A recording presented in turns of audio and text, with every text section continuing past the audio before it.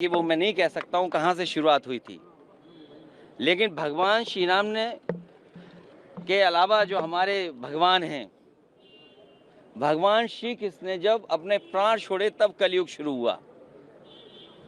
आखिरी शब्द भी यही थे जब उनको तीर लगा कि डेस्टिनी थी, ये माफ कहना चाहिए, भूल जाना चाहिए इस चीज को।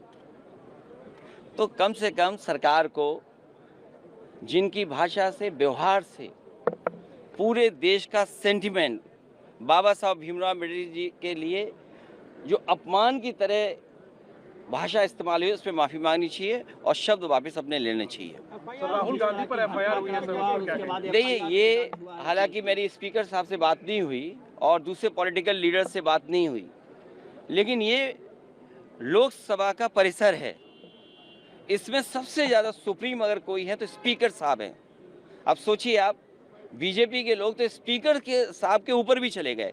हालांकि मेरी किसी पॉलिटिकल पार्टी से बात नहीं हुई, लेकिन ये जो परिसर है वो लोकसभा का है, तो स्पीकर साहब के पास हम बैठ करके बहुत सारी चीज़ों को सुलझा सकते थे। लेकिन मैंने जो बात शुरू में कही, भारतीय जनता पार्टी के पास तरीके हैं, उनके पास मॉडल हैं, अंडरग्राउंड पॉलिटिकल उनके पास राय मशवरा आता है।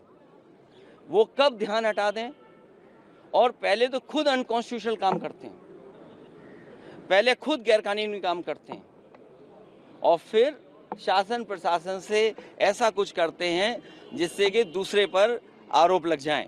और मैं तो फरक्काबाद के सांसद जी को देख रहा था, वो सर्टिफिकेट वाले सांसद हैं।